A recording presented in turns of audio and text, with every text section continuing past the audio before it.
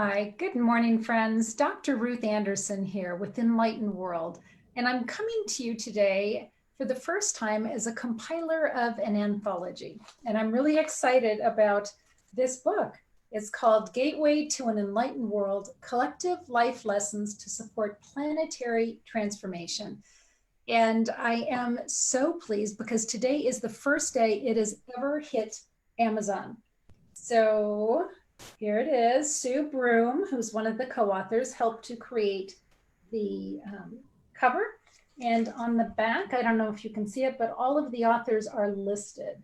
So it's an exciting day for us. There's, I think, 21 authors on here, and we're all excited to bring this book out into the world. I am so pleased today to have one of the co-authors with us here, Teri Angel. So Teri, come on and introduce yourself. Hi, Dr. Ruth Anderson. I am so honored to be here with you today. This is a wonderful day all the way around. I'm just really excited about the things that are happening, excited about this book launching. We've been building up to it. The anticipation was wonderful, and now it's here. And I'm so happy to be a part of it and a part of what you're doing in your ministry, reaching out to others. And together we're going to reach a lot of people with this. I feel it in my heart. I think so, Teri. What I love about this book is that it's an anthology, meaning there are many different authors coming together. And each author wrote about something that really touched their hearts, some transformative spiritual experience. And for some of these folks, they've never written a chapter before. They've never participated in a book. But here they bared their soul, literally, in these pages to share with others. And they did that so others could read it, know what they'd been through, and be touched themselves. And hopefully, in some cases, shift and change themselves. So let me share about your chapter, Ms. Angel. Okay. It's been quite a year for you. So your chapter is called Through the Fire and Out the Other Side, the Phoenix Has Risen.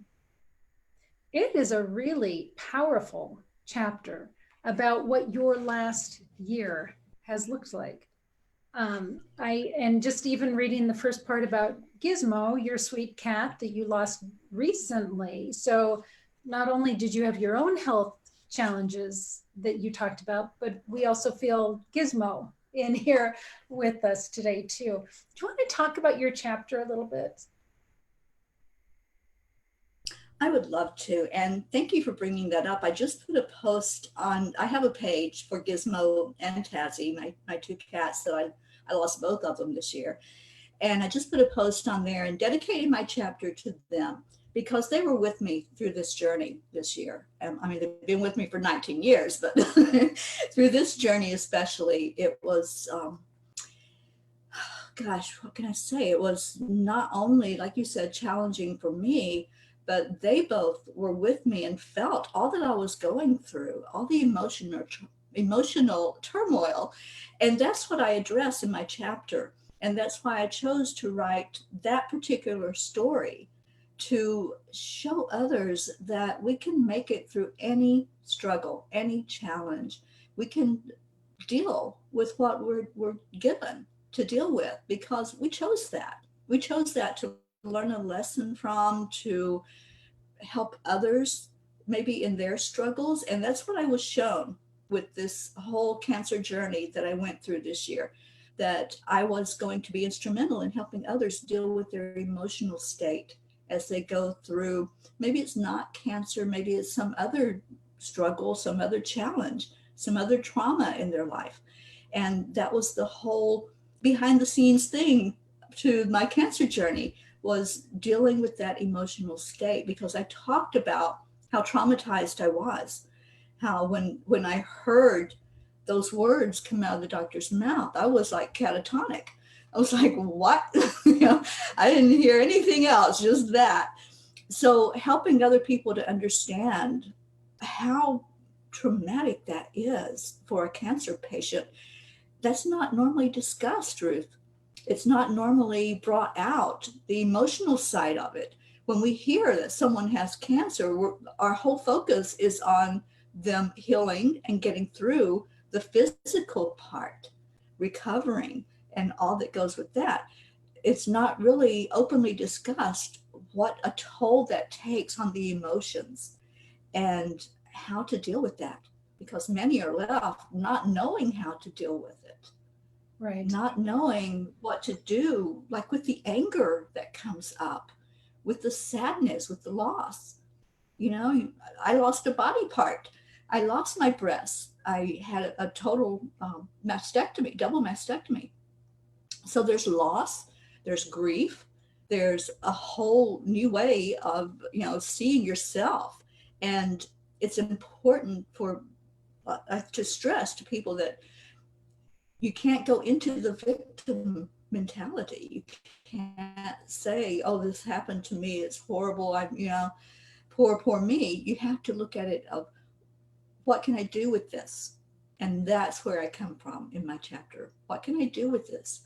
It happened, and I have choices to make, I have decisions, and how am I going to go forward from that experience in my life? Well, when you found out, you drove to the beach. You Okay. drove to your home. Yeah, yeah, your emotional home. And you were met with Divine Mother. And she just Yes. held you Mhm. and loved you through that shock time. Yes, she does that a lot. And I love that. I love that when I'm in a place where I need that nurturing, I need that reassurance.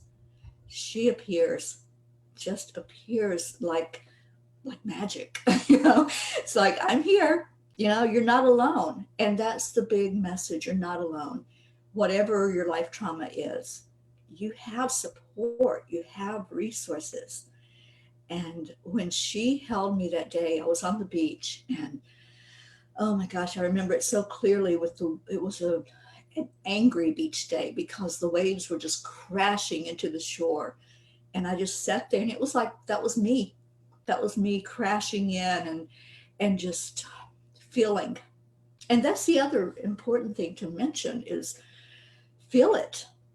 You know, it's going to come up. So feel it. Thank it for being there. Thank your emotions and let them out, express them. Don't hold them inside, because when we do that, that just creates more problems.